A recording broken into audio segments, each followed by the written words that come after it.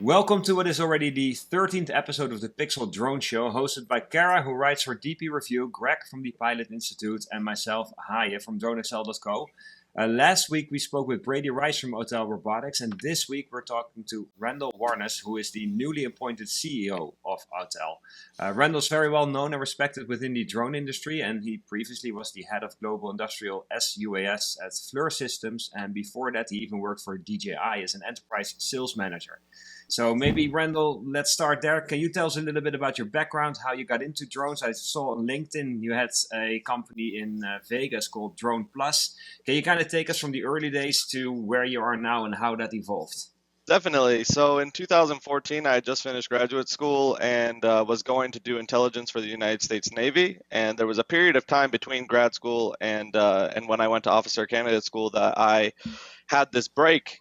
So I moved from Washington, D.C. to Las Vegas for a brief period of time and met these guys that said they wanted to start a drone company. I had been working in military drone projections for years before and was interested to meet with them. So as I sat down at this very strange office meeting, they put a Phantom 1 on the table and said, we want to start the first brick and mortar drone retail store.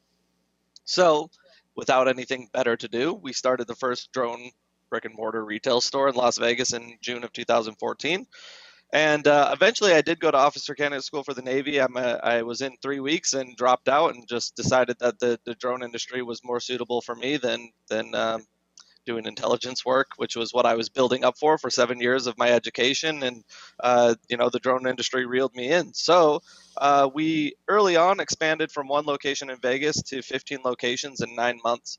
This was from Honolulu, Hawaii. There was 2 of them in Florida, 2 of them in Canada, all up the West Coast. So we did this kind of land grab for building these retail stores and having a place where people could come and see this technology firsthand. So at one point, we were around 50 employees, and I had hired more people in the drone retail space than anyone. We were one of DJI's largest customers at that point. And so DJI reached out and asked if I wanted to run their retail efforts. So they were planning on doing some retail stores.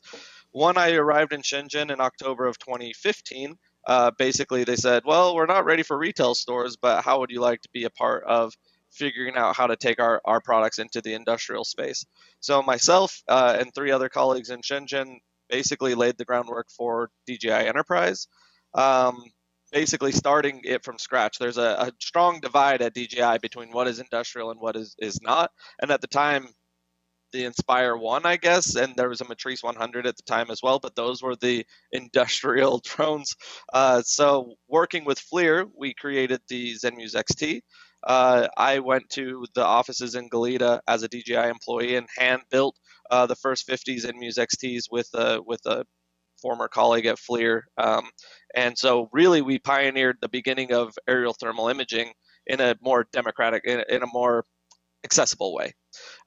So, pioneering drone retail and then pioneering really taking aerial thermal imaging to the next level with drone technology was a thing. Starting the move from DJI as a toy to more of a tool or a high professional videography thing to a tool for the industrial user was something that I have my fingerprints on. And then in 2017, I've been working with FLIR a lot, and they needed someone to run their global drone efforts. So I was at FLIR from 2017 until just last month when they got acquired by Teledyne. So I've been in the industry 7 years. I would say that during that time, I've been exposed to some of the most unique situations. Being an employee at DJI and going to the mothership and being a part of those conversations is pretty unique. But also we were in the early days where I was working with probably 100 Fortune 500 companies on their imagination of what they could do with drones. And this is before we really had even established what drone technology would be for the industrial space. And I think that what I've done well over those 7 years is I've always listened to customer feedback. I've always taken a phone call or, haven't really assessed things as only big opportunities or opportunities worth having. And it's put me in really interesting places where a couple of years ago, I got to get the first temperature reading of a whale through its blowhole. So we never knew the temperature of a living, breathing, functioning whale until Dr. Ian Kerr from Ocean Alliance said, well, what if we use thermography to do this? He's also behind the Snotbot, which catches whale snot on petri dishes using drones as well. So I got to do that. I got to look for polar bear dens in the Arctic. It's just saying yes to things, and I think that that's what's landed me in this position, being a relatively young guy without a pedigree of MBA or past CEO experience, where I get to put my fingerprints on a company that's doing big things. That's awesome. Thank you for sharing all that. Can you tell us briefly, perhaps, how big Autel Robotics is now in the United States, and what kind of divisions are run here in the US versus what happens in China? For sure. So Autel as a whole is primarily an automotive diagnostics company that has been quite successful over the past 2 decades. And so Autel Robotics is completely self-funded by the founder of the organization. So one thing that I think is really nice about us is we aren't beholden to shareholders, or we're not beholden to VC funding and people telling us how to run the business. It's a guy that's put his money into this business and basically has entrusted me to be the guy on this side of the ocean to run it. So Autel Robotics in China is in the 400, 500 people range. So it's not massive like DJI, but it's not small like pretty much every other drone company out there. And in the United States, we have it's in between 40 and 50 employees because we're growing right now, bringing on some of the people that I've known in the industry to make my life a bit easier. But then there's also, so that's mostly sales, marketing team, support, repairs, that sort of function. But then we also have a development team in the Bay Area that does not report into my business. They report into the China business because I'm not on the technical end. I'm on the taking the products to market end of the equation.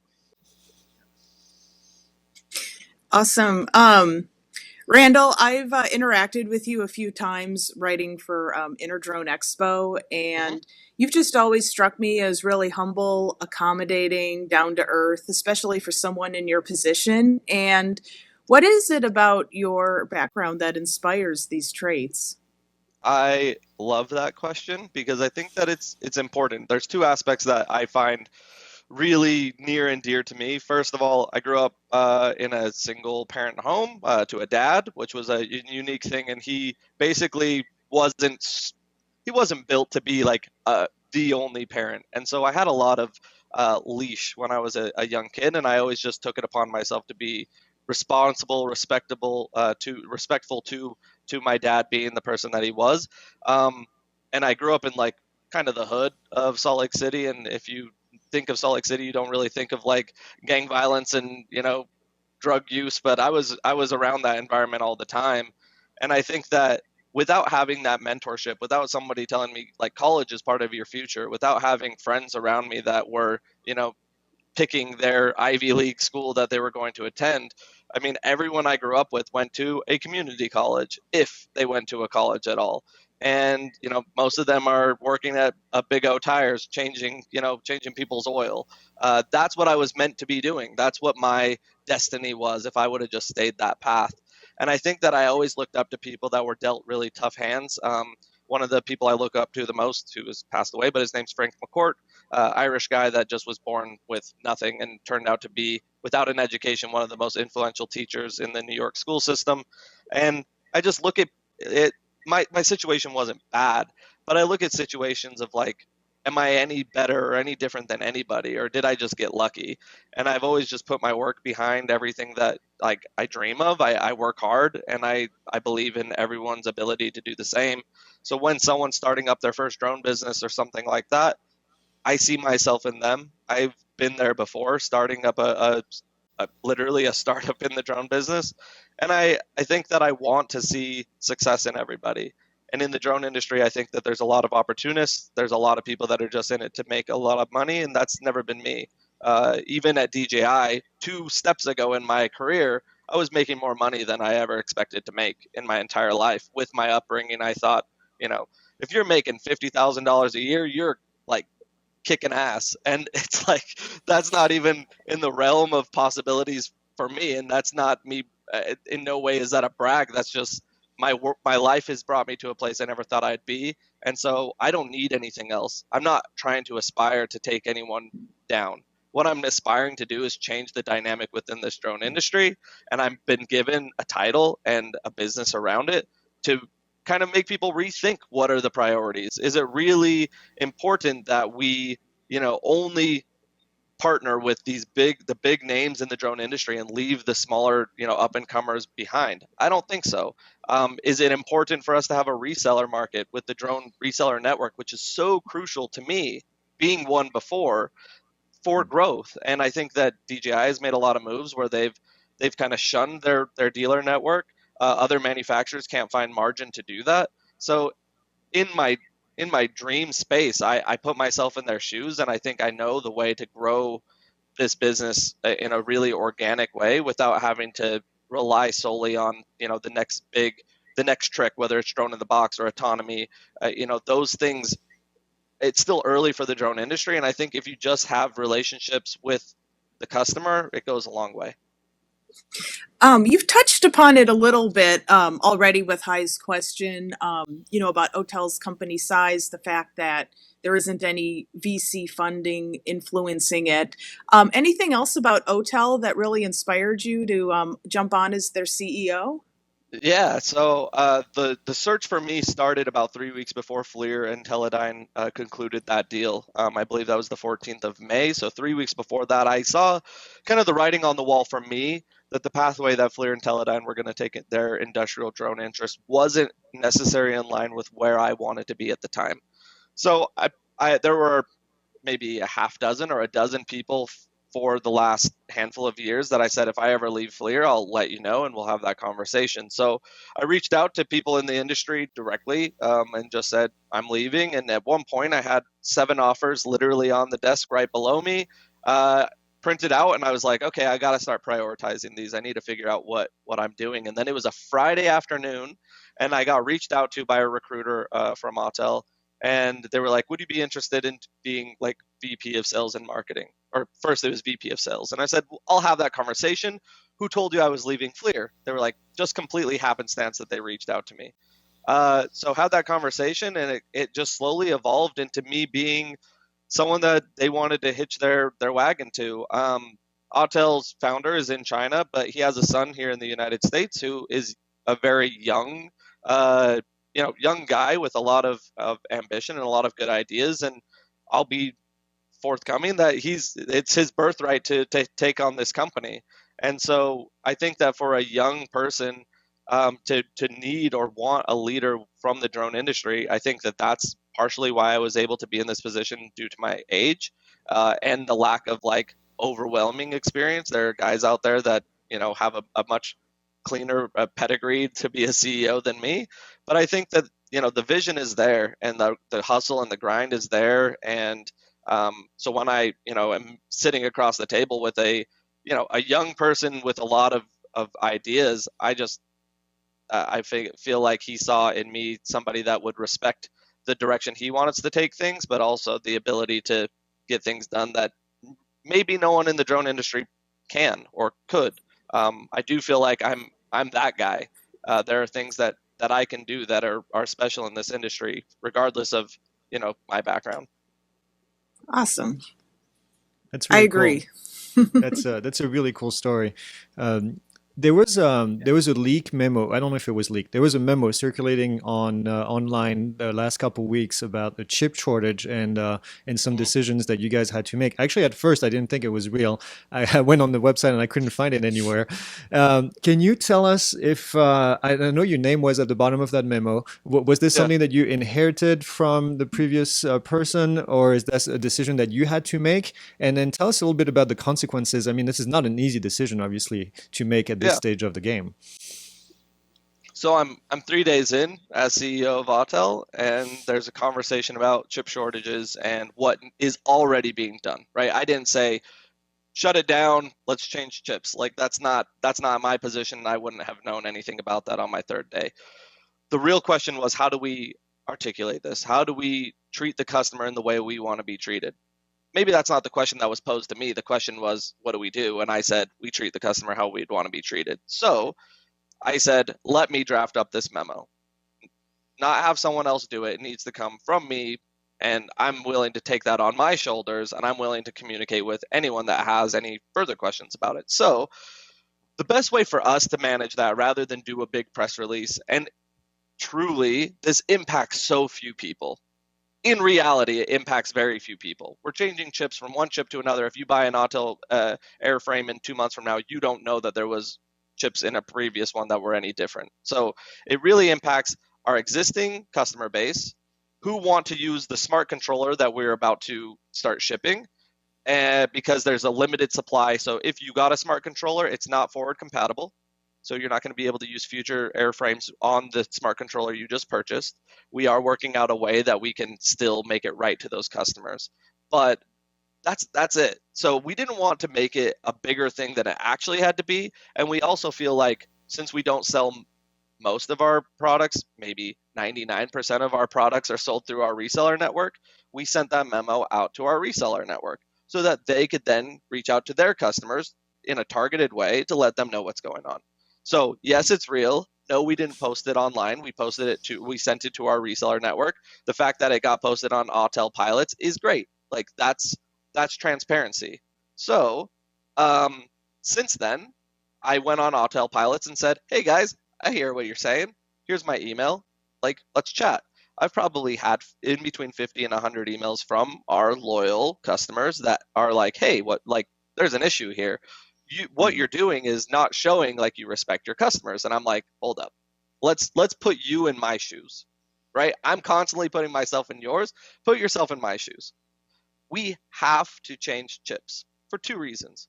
One, the chip we have been using is manufactured by ZTE, a company that is on the Department of Commerce blacklist. So if we want to be NDAA compliant, if we want to be able to put drones in your hands that you can use for an indefinite amount of time, this chip change is probably just like a good practice. And that was before I joined. That was already decided. Also, there's a shortage, and we want to be able to keep up with demand and not slide from that. We don't want to keep waiting for us to get the same chip, even though we know it's a problem, just to keep supply going, in this weird two-month gap that we're going to have. So I've explained to these customers one by one, handwritten, multiple paragraphs to try to, explain that this is the decision that anyone would make. Our being transparent about it is different than pretty much what every drone manufacturer is doing or would do. They're just hoping that you don't know that there was a chip change. We made commitments about the smart controller being forward compatible, and we're going to stay to those commitments. It's just going to be through a different way. And I don't see that as the wrong thing. It's an awkward thing, and it's made customers second guess their decision to be that loyal Autel customer, even though they had DJI, they have Skydio, they have Parrot, they have other choices, and they chose us. If they felt betrayed, I was like, let me be the one to tell you, in no way am I going to take this problem on and let our loyal customers feel disappointed. So we're addressing that every day. I'm still getting those emails in all the time. But you find me a CEO in the drone industry that's public facing, they'll put themselves out like that. They'll stand in front of a trade show audience and not just talk how great their technology is, but be willing to be criticized and be willing to answer questions. I'm going to be that guy. And maybe it'll make others realize that there is a recipe for success in doing that. And maybe more CEOs, and I'm talking to more CEOs in the drone industry, will start being public-facing figures. It's a tough job, but it's a job worth doing. The industry needs it. Well, there's nothing worse than not making a decision. So you do have to make a decision at one point. You bring in the customer service point of things, and I was going to bring that up a little later. There is an issue with customer service in general in this industry with drones. And we know your main competitor doesn't have a really good reputation for customer service. What are you going to be working on with your team to make sure that your customers are taken care of and listened to? Yeah, so I want to remember your main aspect of the question, but you said our main competitor, and if you meant DJI, I want to be clear that we, in this conversation, are all products of DJI. We would not have this industry without DJI.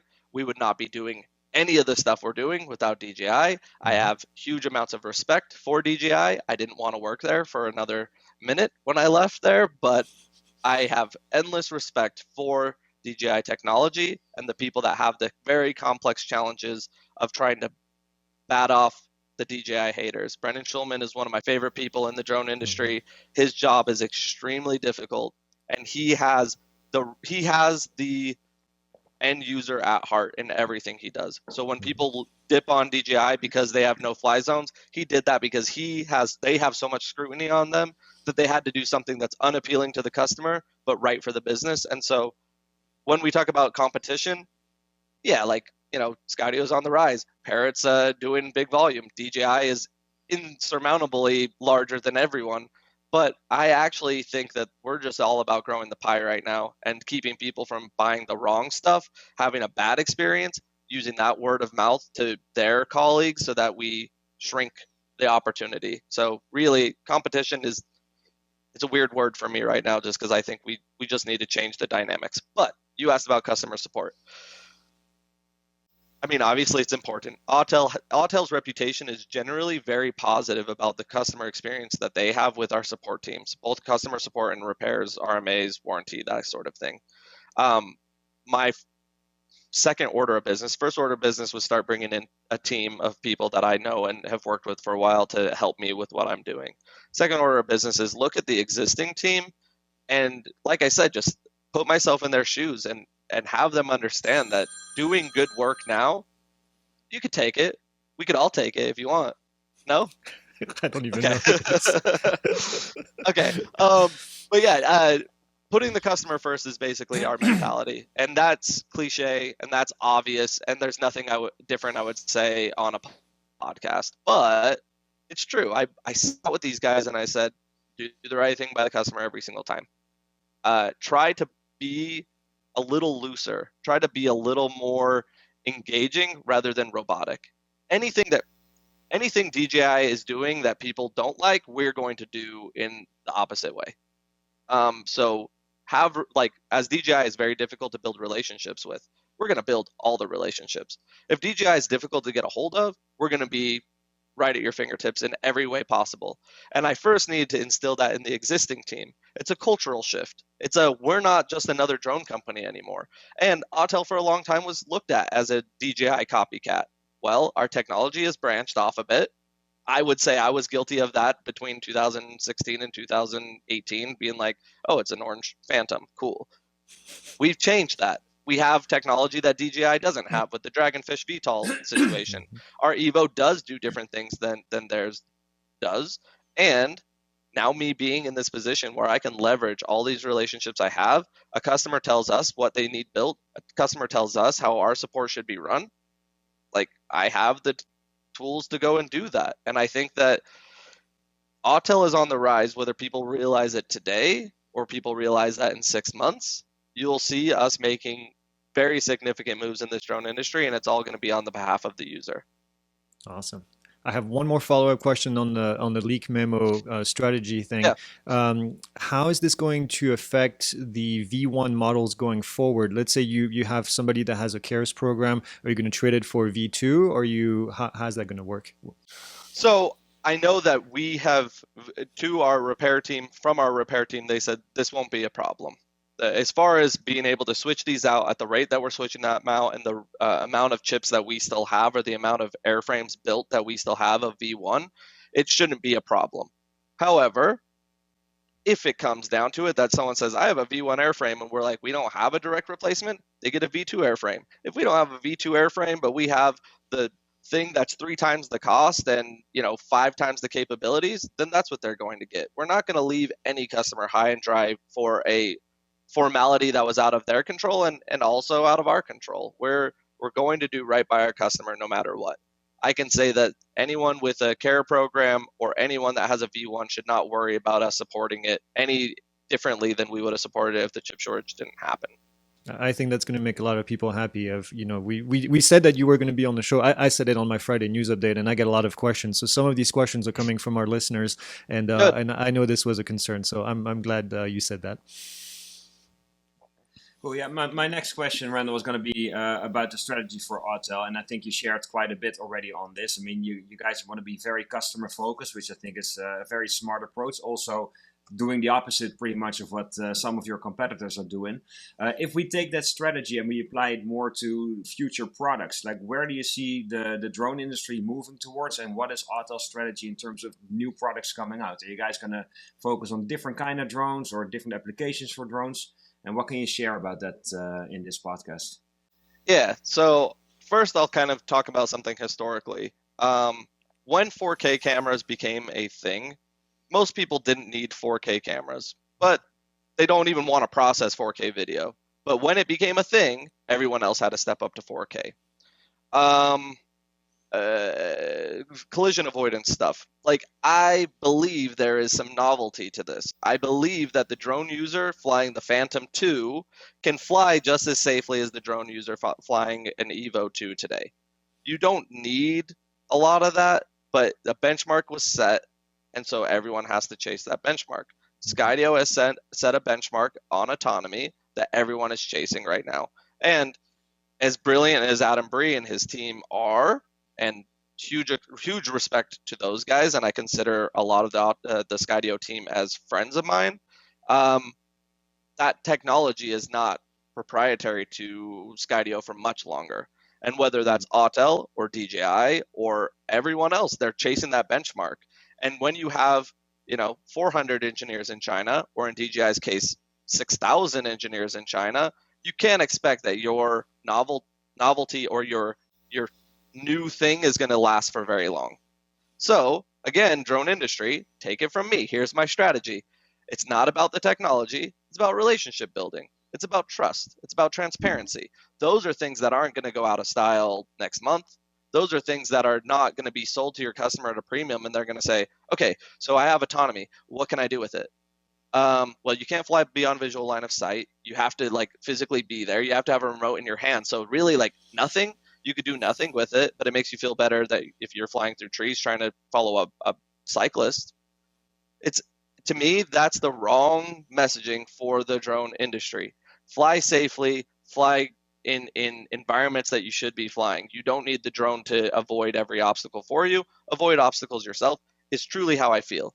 But you're asking about technology? Yeah, we'll have autonomy. We'll have a drone in a box situation. We have a VTOL that's really awesome. So we'll do long duration, long endurance flights that will hug a power line as far as it can go for 2 hours and then drop and charge itself and do it all over again. We have the same dreams as everyone else.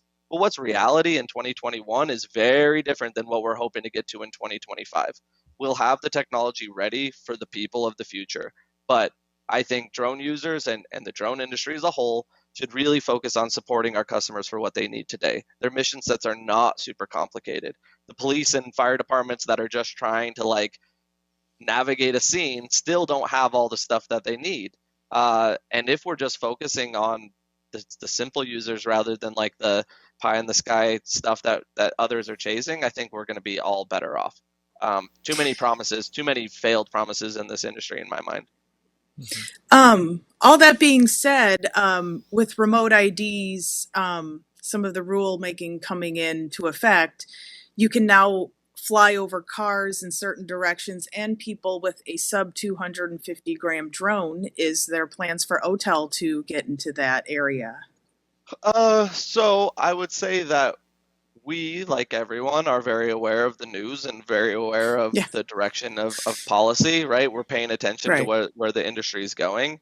And, if you were the first person to tell us that a sub 250 gram drone was important, then we would probably not be able to be on the forefront of this industry.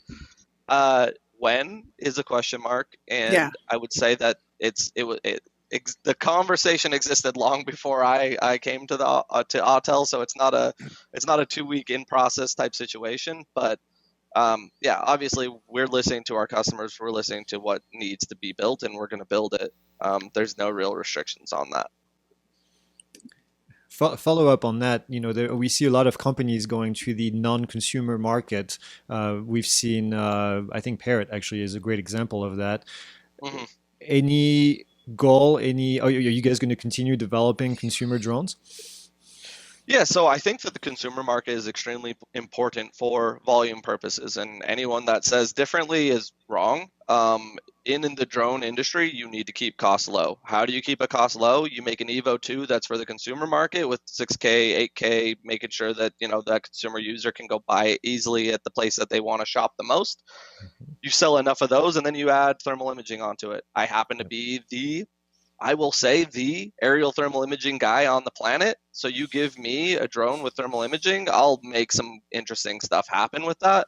And so, yeah, I feel like there's no way that we would not be in the industrial space. That's my pedigree. That's where the industry is really needing growth.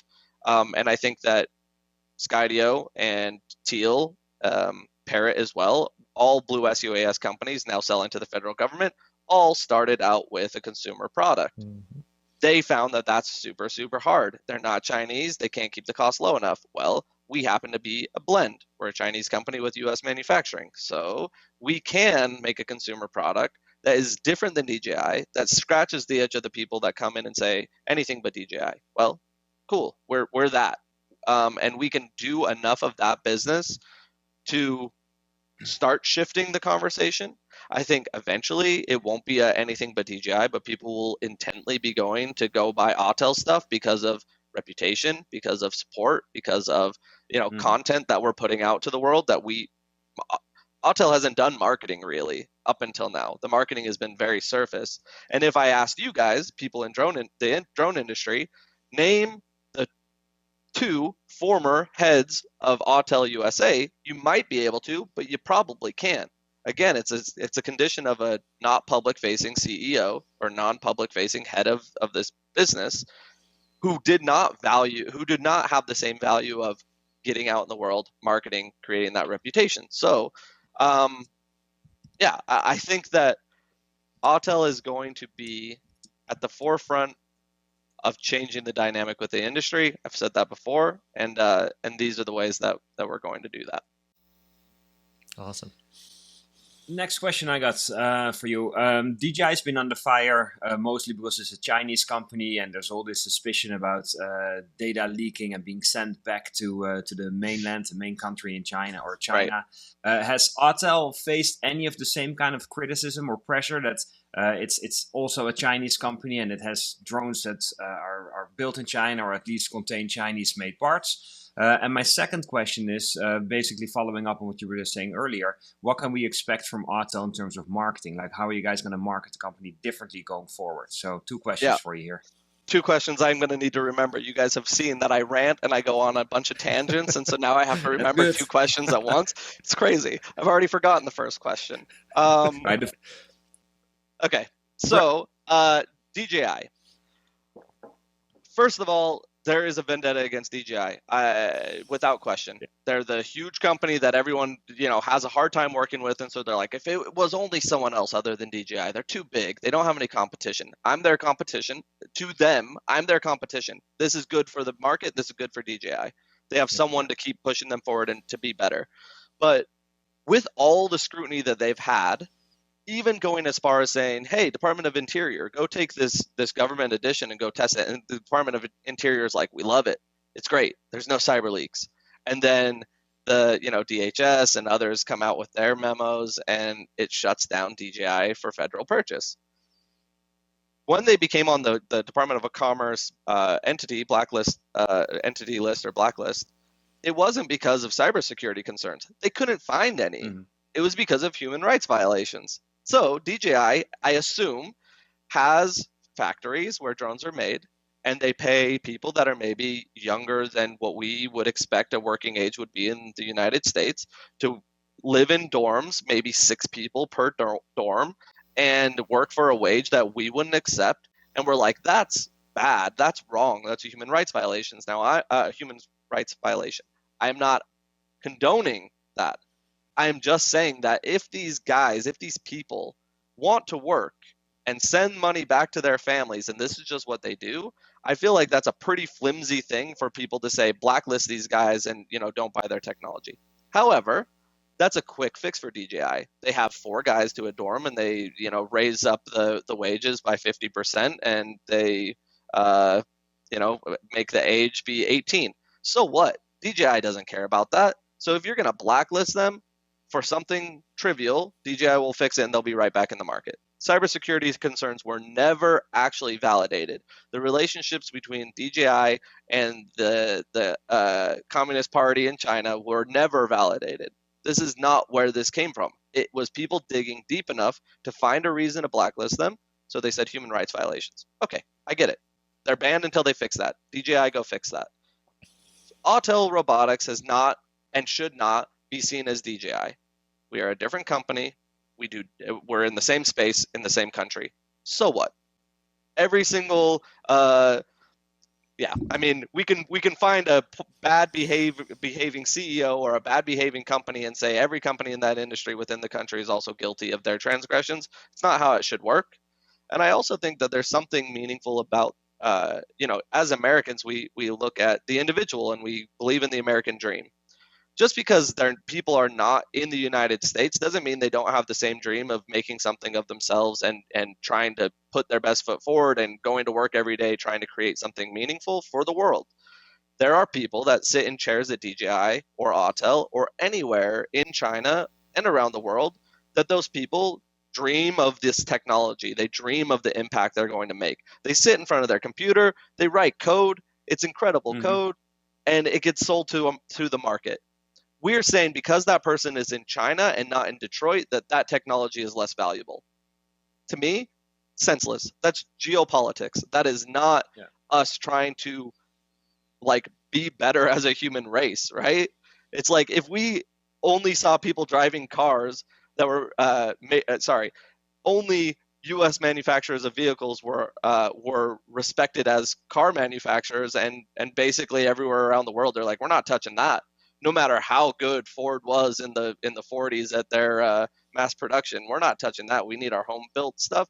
We would see them as xenophobes, and we'd see them as like, why are you hating on us? We're doing our best over here trying to give the world something better. China's doing nothing different here. And I just think it's so strange. It's like we've convinced ourselves that there's this enemy. And sure, in real geopolitics, there's like a worry. The rise of China is an uncertainty, just like any other superpower. My background is in international politics. I can speak to that to a certain degree.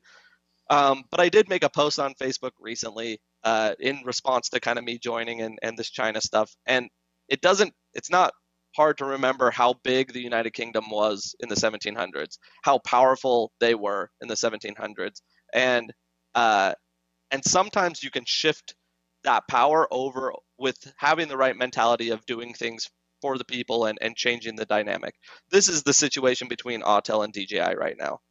DJI is the old power, huge, mega power. The United States, they wasn't even a country yet, and there was just a bunch of ragtag guys with muskets or whatever. But because they had this dream of doing it right, listening to people, and changing the dynamic, that's what I'm here for. So you asked about marketing. That was the other question. Let me interrupt.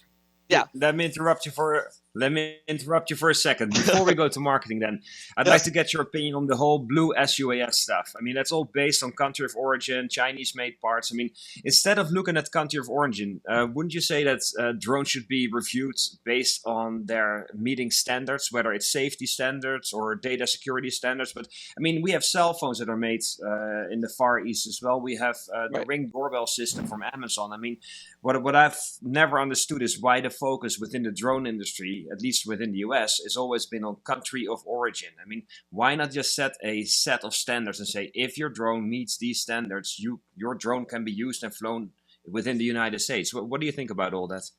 Sure. So I would say that I'm relatively close to the DIU guys for my work at FLIR, and I communicate with them as frequently as I can these days. But the federal government, or specifically the Department of Defense, wanted to continue to have an off-the-shelf consumer-type product that they can use in their activities that wasn't DJI, and it's just because DJI was having this backlash.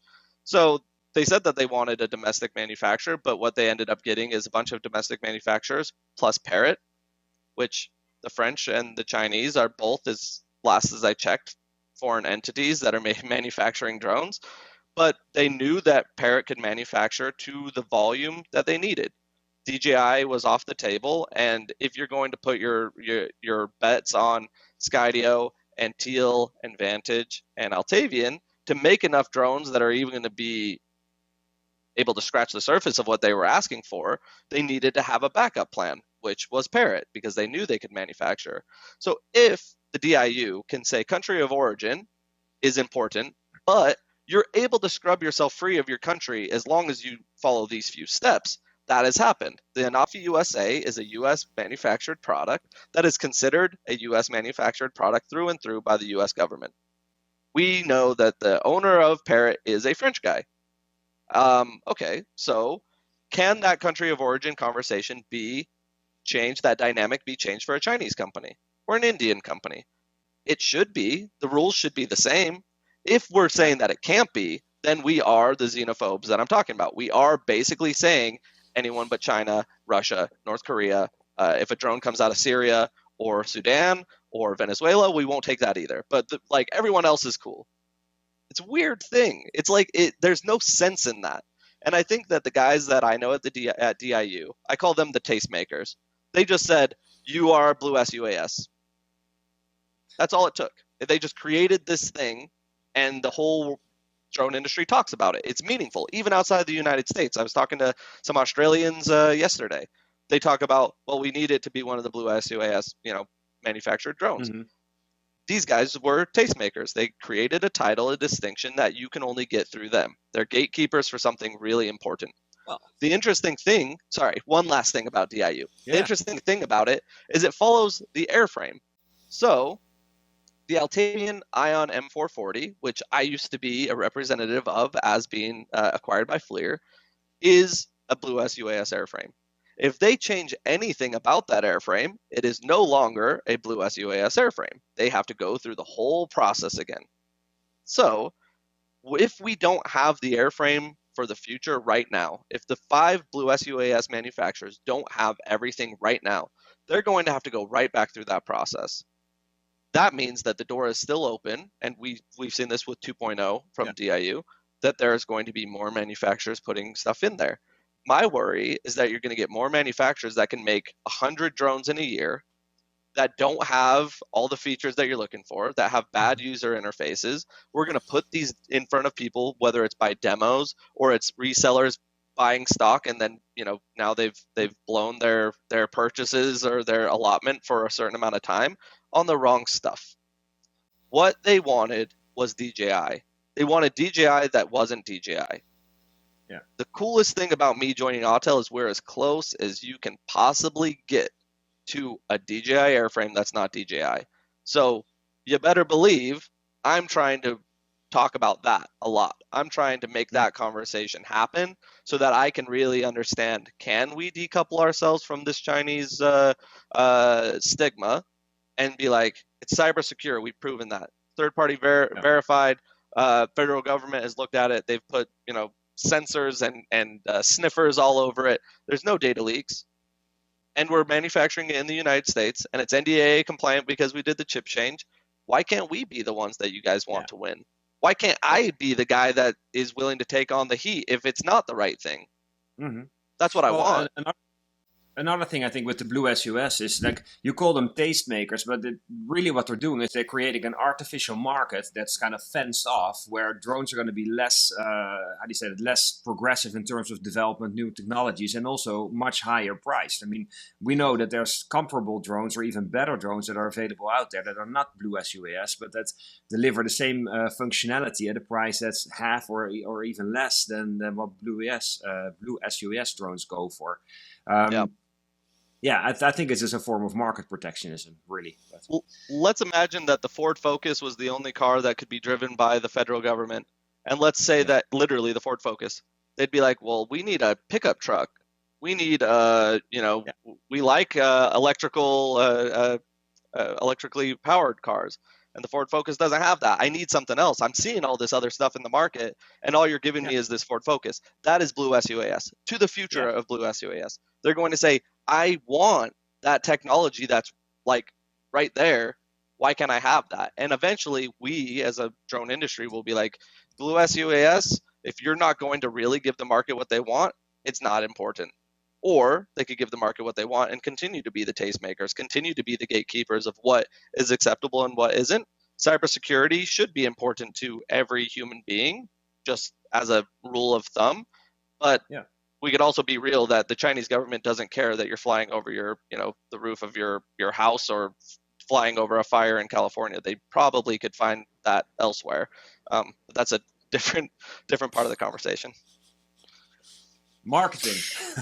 Yes, I remembered that question was still there too. All right, so how we're going to do it is, first of all, a lot of training, a lot of free education. I've built my brand on free education. Back behind me, this side, those are the unmanned underground things. I don't know if you guys followed that last year, but I created this thing, arbitrary, called Unmanned Underground. Had a bunch of CEOs and leaders in the drone industry come and chat.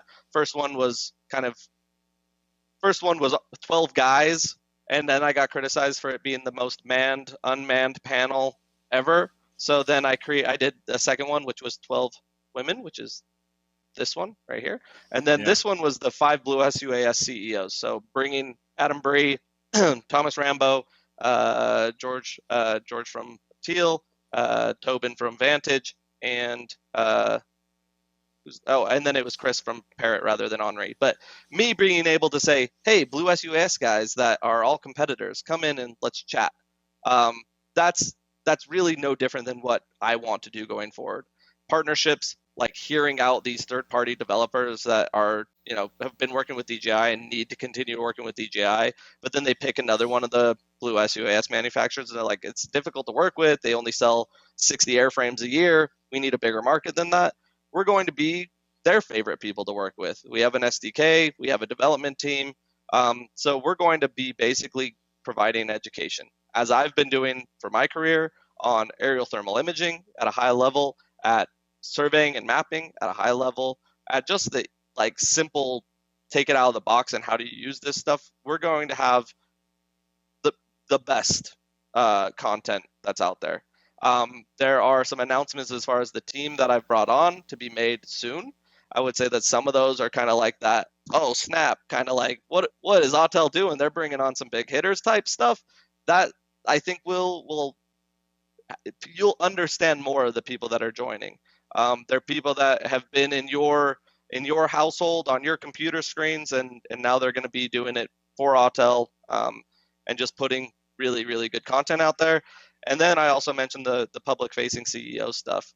I mean, how many times have we been to an Interdrone and seen Michael Chasen speak? Precision Hawk is doing something because they have money, and Michael Chasen is a brilliant guy that is from outside of the drone industry. So it's really, in my mind, pandering to future VC funds, or making sure that your existing VC funding is you're showing what you're doing with it. I want to be the guy that is always there, always present, always showing up and talking to everybody that sticks around wanting to chat afterwards. It's just a simple recipe for success in marketing. You put out content, you have some people that are recognizable from the industry that can actually talk to you about what you're doing with your business. We already win. That does not exist with any other company right now. You had said earlier that the drone industry wouldn't be where it was without DJI, and how you have so much respect for them. You got one of your starts there. Autel and DJI have been embroiled in some legal battles, primarily around patents in the past. And do you see this continuing? Are you going to put a halt to it? I mean, is it really beneficial for both companies in the long run? I can't say that I know anything about it, and that's not me being coy. I know that DJI has had legal battles with many drone manufacturers, and it's not surprising to me. I think that that's just a tactic, right? People don't want to see their good idea get lost to someone else, and that's the same with human resources. That's the same why there's non-compete clauses and stuff like that. You have a person that you're holding back from doing something else because you feel like it's you own it, And these legal battles, if it's true like theft of IP, yeah, that shouldn't happen and wouldn't happen under my watch. But I'm not the technical guy. Mhm. But I think that's just DJI has so much money and so many resources that they can stymie drone manufacturers on the rise. It's going to be preemptive warfare for sure. I'm ready for that, as I've taken this role that DJI can look at me as the enemy. I've talked to several DJI employees since I've joined, and it's all been positive. It's all been about, even can we make a Chinese manufacturer accepted in the United States? And if that's the case, does that reopen the pathway for them to do the same thing? Why not let us be the company that does that? Because we have less scrutiny under us, and we're already halfway there. But yeah, I mean, like I said, DJI is doing what they need to do to make sure that they don't lose market share. If I Oh, were well, a betting, yeah. oh, go ahead. Oh, well, because it's not just DJI. Autel has also filed suits too, and they've prevented. Yeah, so I Either know. way, That's why I'm curious too, either because way, I think it's been both ways. I think that it is a matter of protecting the pathway forward and protecting market share. Do I think it's petty? Absolutely. Do I think that it'll happen going forward on both sides? Probably. That won't be my decision. I don't think that it was the person sitting in my seat, not literally, because then they would be in my basement, but sitting in my seat that is saying, let's go and push these patents forward, or push these lawsuits forward. I think that all happens in the Shenzhen sphere of competition. Between Autel, Unique, and DJI, I'm sure that there's been plenty of turmoil between them.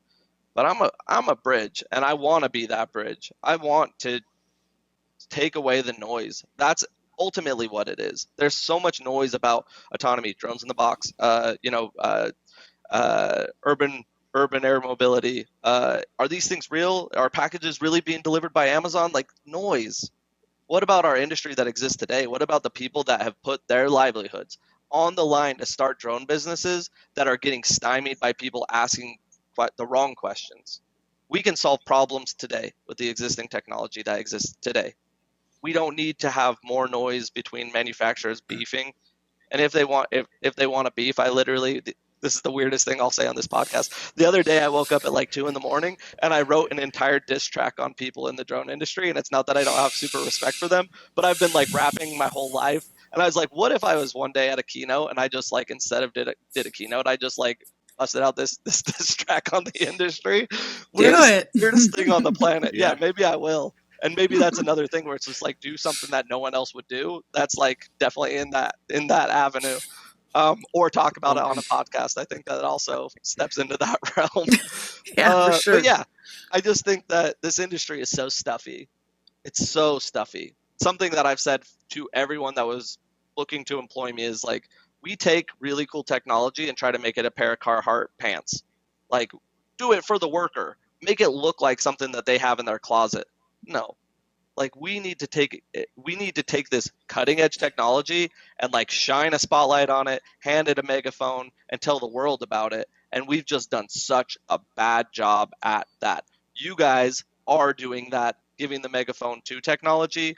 But how many times does someone come up and just talk to you about spec sheets? How many times does someone just come on and chat with you about like the hard hat that they're contributing to the drone industry, rather than like, this is super dynamic and a very exciting, fun industry to like solve these problems in with other people. It's always about their company solving that problem. I literally have mentioned however many companies that aren't Autel in this conversation, because it's going to take all of us, and it's going to take the winners to continue winning, and the people that have good ideas to do it in the right way. And that's how we'll grow.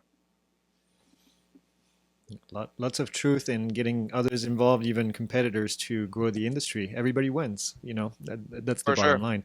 I want to bring up geofencing. You mentioned Brendan earlier, and you mentioned geofencing a little bit. Brendan was on our show a couple weeks ago, and we talked about this. And I know this is a sour point for a lot of DJI users, being told by DJI that you can't fly in a specific location.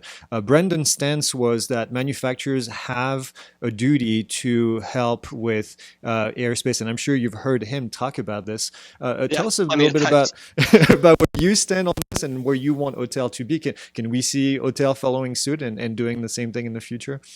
Yeah, so I had mentioned earlier that there are people that just based off of that geofencing issue have moved over to other manufacturers, and Autel has never been a company that has pushed geofences onto the end user. Brendan is 100% right that manufacturers do have a duty to make sure that their products are being operated in appropriate manners, because it could not only be a huge blemish to the manufacturer, but it also could be a huge blemish to the industry. The Heathrow gate of a drone or a plastic bag flying around the airport caused a lot of consternation and was more noise. DJI does not want to be in that noise. That's why they have a hard stance on militarization of their technology, because they just don't want to have that associated with their brand. Brendan has said the same thing since I was a DJI employee 5 years ago. And that's part of the respect I have for him, and that's part of the respect I have for DJI. DJI has kept Brendan employed, knowing that they have also sacrificed customers and in some ways market share, because he has convinced them that this geofencing thing is important. They have created a benchmark that is to the opposite of what I was saying about autonomy and things like that. They created a benchmark that other people are ignoring and benefiting from. The only reason DJI has to do it is because they are the 8,000-pound gorilla in this industry with so much scrutiny, and they cannot risk somebody flying at Lucas Oil Stadium or wherever. I had an experience at Lucas Oil Stadium. That's why I'm talking about that stadium specifically with DJI airframes. But if they shut you down and you don't fly it, and you would have done something wrong, they've alleviated that problem beforehand. They have done it at the risk of their customers, and they've done it at the risk of scrutiny, which I think, or at the risk of criticism, which I think is bold and brave and respectable of Brendan.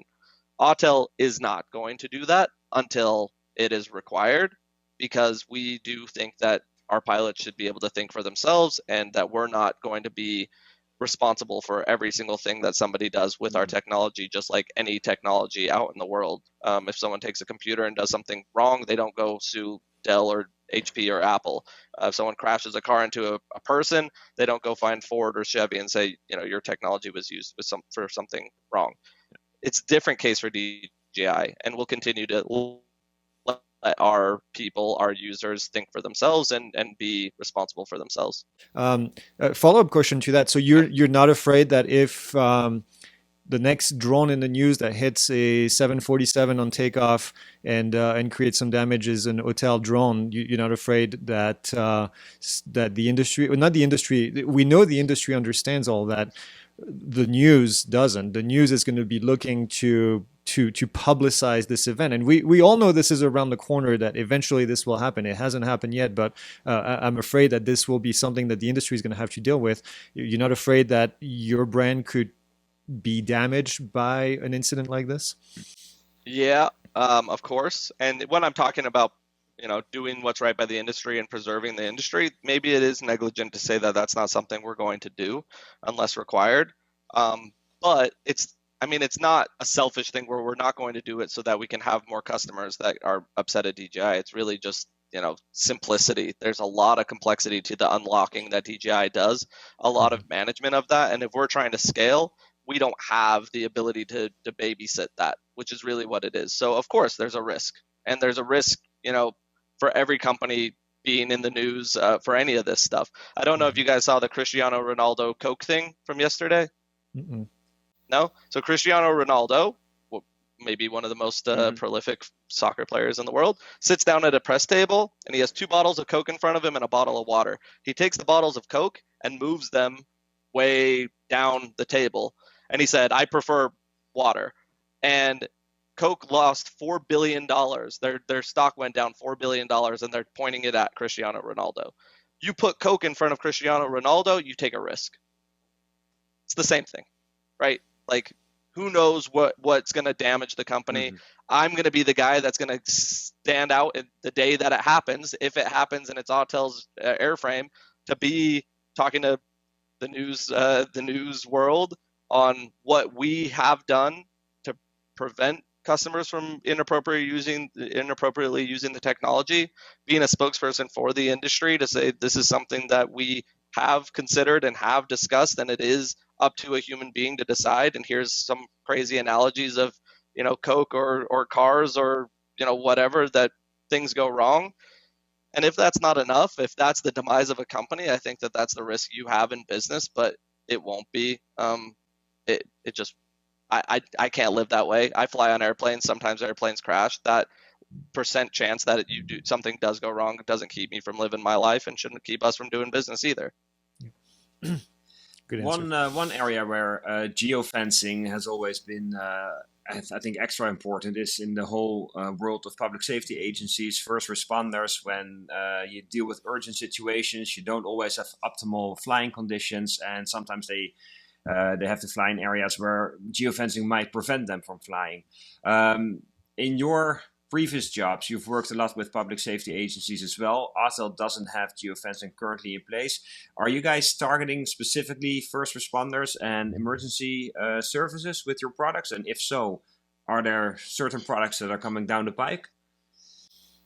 So I think that DJI's model of like one size fits all is going to eventually wear out, but drone technology is still pretty one size fits all. I think that if you target one industry, you could look at software developers in the drone space that target one industry specifically. It's really tough for them to just find the volume in the competitive space. Me being at FLIR, I can tell you that 60% of every aerial thermal imaging drone flown on the market is flown by a public safety entity. And it's growing. So of course we're going to target public safety, not only because the use case is very straightforward, it's very beneficial to society, and there's like a trend. There's a they're eager to take on this technology. So of course we're going to be continuing to build technology for them.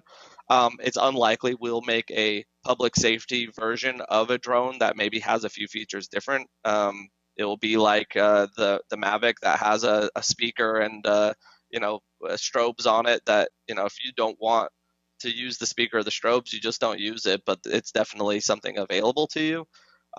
So I said earlier that listening to customers is important to me. Doing end user surveys and getting that feedback directly from our customers, in addition to the one-on-one conversations that we have through either directly to our end users or through our resellers, we're going to build the right things and we're going to listen to what the market's asking for. Public safety is certainly a priority, but it's not that we're going to only build public safety stuff going forward as well. So, I mean, obviously remote ID is a big thing. We've discussed it with a few other guests on the show. Are you planning on making older Autel drone models backward compatible, or are you going to rely on a module when it comes time to comply with all these new regulations? I think it's the first time in this conversation that I'll say I've been an employee of Autel for 14 days. I have no idea what we're going to do in that regard. I think that my like a very PR friendly answer would be, we're going to do the right thing. We're going to assess the situation and do the right thing. But I don't know. I have no clue. Yeah. I guess the follow-up to me was the flying over people and categorizing drones. We have categories now that are around the corner. This is probably one of the most common question we get, whether it's Autel or DJI drones, from our students and our customers. Is my drone going to be a category 2, or is it a category 2, a category 3, a category 1? So I guess you probably have the same answer regarding the category of drones. Can people expect the Evo 2 to be a category drone soon? I can tell you that there is a person joining the Autel team that is going to have the responsibility of making that come to fruition. I don't know what has already been done. It hasn't been any of the conversations I've had thus far about, category distinction, but it's absolutely something that we are looking at, that we're hearing, how important it is, and that we'll be able to answer with a person specifically making sure that we're doing everything we need to do to scratch that itch for whoever bestows upon a manufacturer that distinction. Yeah, I know there's more paperwork that needs to come around and advisory circulars and all that. So I know it's not an easy answer or a quick answer. For sure. And that paper, like, I guess my answer to it is that there's someone to do that paperwork, and there's someone that I trust to do that paperwork. It's not going to be me, and there's going to be people that are going to double check and triple check to make sure that we are in position to be given that distinction. But as of right now, I haven't touched any of it. Awesome. So then we do end up with my question. One of the things I think that sets the Evo 2 apart is the fact that you have swappable payloads. And we're wondering, are you going to have additional swappable payloads? Let's say, for instance, LiDAR sensors. Are we going to potentially see different things that we can attach to the existing airframe and target different markets with that? Or what are your thoughts there? In 2015, I started DJI Enterprise with a payload. The Zenmuse XT made in Inspire 1 an industrial airframe. I have been in the payload business for the past 4 years at FLIR, only really talking about a payload. I would say that I am one of a group of people that can say I have built my career on a payload, not an airframe. Modular payloads, amazing thing that Autel has had for a long time. Even with the XStar, when it was competing with the Phantom, you could pull that payload off and put a new payload right on. It's something that they have believed in and stuck with. Do we have LiDAR, ground penetrating radar, optical gas imaging, radiation detection, all those things in mind? Absolutely. Time frame? Not sure. Do we have the right airframe for all those things today? Not sure. But I mean, the future is right around the corner, and I think that the industry will be very pleased with how Autel responds to that question in the future. Awesome. Thank you.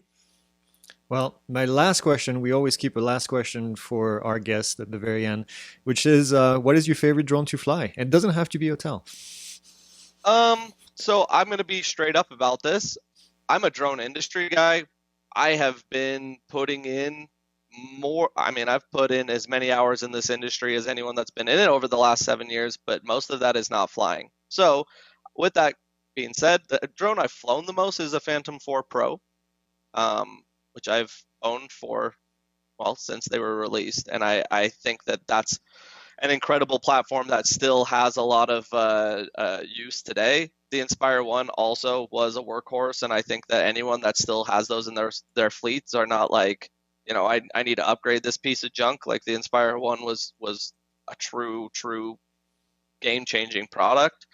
But I will say that in the world of changing, or in the world of changes in this industry, VTOL is becoming more and more this conversation.